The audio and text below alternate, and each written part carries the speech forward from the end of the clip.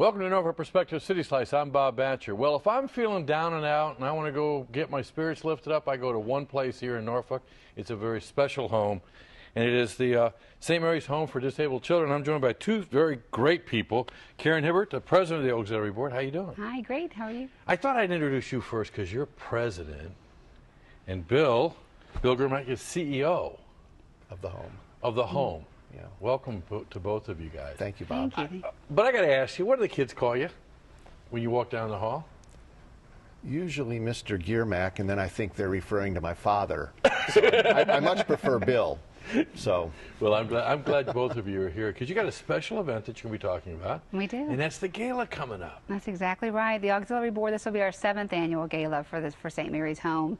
And started out, again, 7 years ago as a small art auction at the Princess Anne Country Club to just give us another opportunity to raise funds for St. Mary's Home. And it has really just kind of evolved into this enormous event with over 300 people and over 100 donors that give to our silent live auctions. And many, many sponsors, as well that come on board. Now, it's a fundraiser, and what's the fundraiser going to be used for? The fundraiser is used for a lot of different things. One of the kind of special items that we have this year in our live auction is going to be outings for the children of St. Mary's Home. They get out and about in our community every day, whether it be over to the opera or to the aquarium or to the mall or the movies. So our bidders are going to have an opportunity to kind of sponsor some of those events, which will be exciting. And then different needs that come up during the year that the children may have. That's the neat thing about the Auxiliary Board is we're there to support the home, and the children's needs sometimes change suddenly, and there's something that we need to help fulfill right then. So the home can come to us, let us know what it is that they need, and we can take care of that request for them.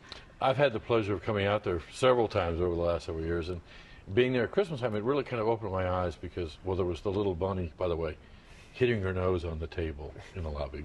Some technology's got to be worked, but it really was a home. it really is. I mean, there's a lot that goes on at the home clinically, but it's not a hospital, and we always have that delicate balancing act of providing for the clinical needs of the children and the education needs of the children, and then the recreation needs, but we still have to respect the fact that it truly is their home. And it's a delicate balancing act, but it makes the work very interesting. And you're right, we try to promote, and I think do promote, as much of a home-like atmosphere as we possibly can. So when you fill out those forms, because it's the kind of stuff you do as a CEO, right? The forms for grants. That's one of the things. Sign your name. Yes, I'm like great at that. When it says type of facility, what do you put down? Well, we're licensed as an ICF ID, which is Intermediate Care Facility for people with intellectual development issues.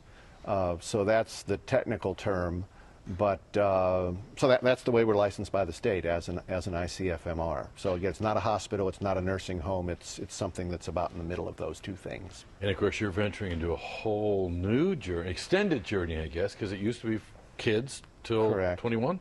Yeah, up until age 21, and then 21 was the discharge age. And that's when you had to say goodbye, right? Yes, we do. And placement, however, is increasingly difficult.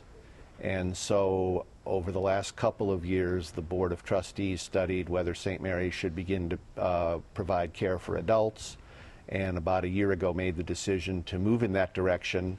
And so in September of 2011, we broke ground on an addition to the existing home where we're going to add 12 adult beds so we can begin to care for folks over the age of 21. And we plan to have that up and going by the first part of 2013. Now, I drove by the other day, and the bricks are coming out of the ground. A little bit. We poured concrete today, and we'll start to see some steel coming up next week, and then we'll begin to really see the addition begin to really take form. And that really is the beginning of the actualizing the dream that you guys have been part of, right? We have. Exactly right, yeah. We were, a part of the new home when it was moved from the St. Paul's location to where it is today. The auxiliary was there to help support that as well, and we've done the same with the adult care facility too. So yeah, it's a wonderful thing to be a part of. And as Bill said, as the kids transition at age 21 out, just the options, there isn't another St. Mary's for them to go to, and now there will be. Karen, how did you find St. Mary's? Yeah, and it found me, I guess I would say. It has that way about it, Yeah, I about in year 2000, I was actually bank manager in Norfolk and had a very good client who came in and asked me one day to come and join her for an auxiliary annual luncheon. That think. they were Okay, having. Hook. And that was all that it took, yes. Had the lunch, and I had another opportunity to tour the building not long after that and see some of the children. And yeah, just who wouldn't want to be involved with, with children like that? So really, I came on board 12 years ago and have enjoyed every moment of it. I've served as president for the past 4 years, and just very, very rewarding. And like I said, just to be able to give back to these children. We try to also make sure that we have good interaction with the kids as well. We host an annual luau in the summertime, where the auxiliary can come in and have some one-on-one interaction with the children. And it's an activities that you would do with any other child. There are crafts, there are games. The staff is there to work with the children, and we just have a great time with them. I commented in pre-tape, I go out there thinking I'm going to be giving, and yet I find that I take home more. I mean, just the looks in the kids' eyes. You do, yeah. But when I was out there at Christmas time, one thing I learned, because of technology, there's so much coming online now where they're able to really get deeper with with the kids to kind of find out what's on their mind, where they can communicate now, right? Well, there's a lot to that, and a lot of that revolves around the educational function which occurs at St. Mary's, because all the children go to school. They follow the Norfolk Public School calendar. 7 of our children go out to school every day to Norfolk and Virginia Beach Public Schools. Wow. But the other 70 children are taught at St. Mary's in classrooms on campus at St. Mary's by teachers from CSEP, the Southeastern Cooperative Education Program. And they have some terrific people that are very conversant with different things, with augmentative communication and computers and things that really help the children communicate better and achieve their SOLs. And there's a whole lot of that technology going on now with iPads and ThinkPads and all these things that I don't understand that well, but you can see it in the classrooms now, and you can see how it's being applied even to folks who have disabilities, and it's really a wonderful thing to see. We also have a little tutoring program going on right now that was made available to us from the University of North Carolina. And we have 2 of our children that are being tutored specially after school because they have a little bit more ability than some of the children in terms of their reading skills.